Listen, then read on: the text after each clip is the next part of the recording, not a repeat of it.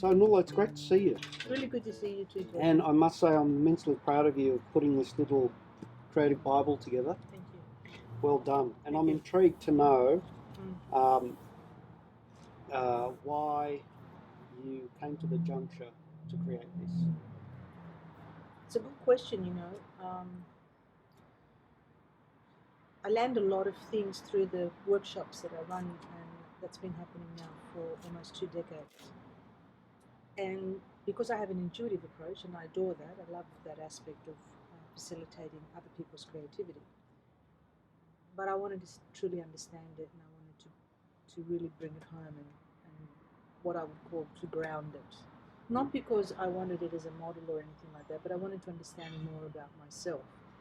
That's how the journey began. So I started writing articles, started creating a blog. That then led to the idea of this book. Mm-hmm. Yeah. Well, I kind of like the idea that it's a bit more of a spiritual enlightenment Yeah. journey. Yeah. So it's not, like a black and white textbook, i.e., follow these steps and this will be the outcome. And that's what I got from reading, most parts of it when you sent it to me, is Yeah. that feeling that it is about an integral part of our journey as people. Yeah. So is that something that you wanted to really... Very much so. I think one of the strongest conversations that I wanted to have with people who are reading this book is that, first of all, you have a creative process. So rather than speaking about you are creative, which I believe everybody is, it's insane to believe otherwise, but it's about, well, actually you have a process. You've got a way of making decisions in your life with relationships, partners, businesses, careers, art, whatever. When you become aware of that process, it's just going to open up who you are, really. And that what you might have been calling procrastination, you might now realize that, oh, that's actually part of my marination process. Mm-hmm. Mm-hmm. So that was one part of it. The other part was I want people to become better thinkers. That's the Greek part of both of us, I think. Yeah. You know, Yeah.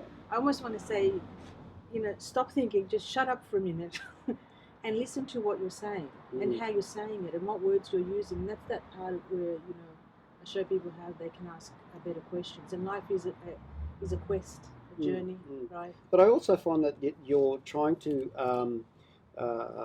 show people not to be afraid of that questioning either.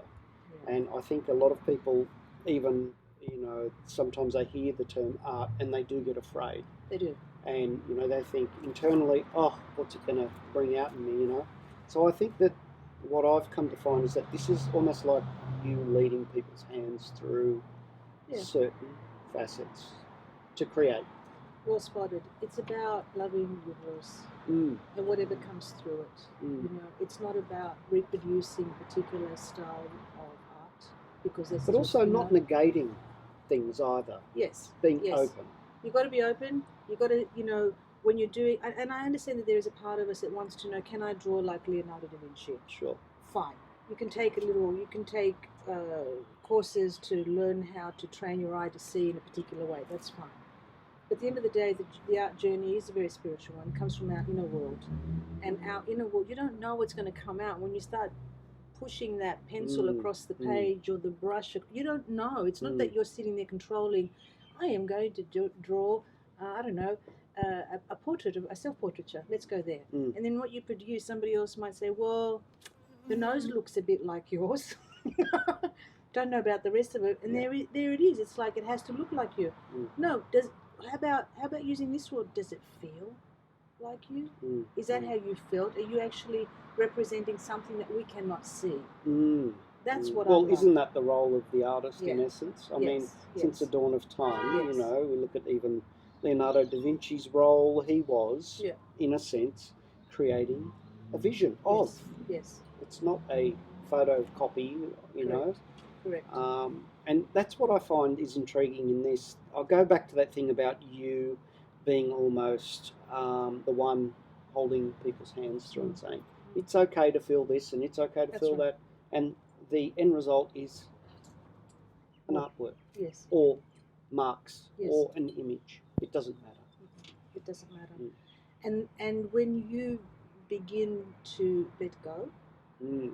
of how you think it should look, which is generally the idea of somebody else's opinion on top of yours, Yes, right? yes. And the idea of being judged by others. I have actually one of the, because the latter part of the book is a series of very, very short little essays on. One of them is entitled "I Deeply Don't Care." Mm-hmm. That's about that. Yeah, yeah. But it's said with a smile in Mm. my heart, really, because it's like, you're entitled to your opinion. I deeply don't care because I actually have my opinion of myself, Mm. not in an arrogant point of view, but more from a point of view that I'm on a journey and I'm following this journey that I'm on. Mm. It's pretty simple, and I'm okay with letting through what comes through. It's not about saying something is good or something is bad. It's just something is this. And the more and more and more, and I'm not going to let this, because if I was to judge it to say that this isn't good, what generally happens is people stop there. Yes, yes. But Saint Repetitus, what he tells us is again and again Mm-hmm. and again and again. And this is where magic happens. And when you start discovering something that from that initial mark, look where it led you. Yeah, yeah, absolutely. You've had that in your practice too, I'm imagining. It happens to me all the time. Right. You know, and again, it is that thing of repetition, of just doing. Yeah. And through the act of doing, amazing things happen. Yeah.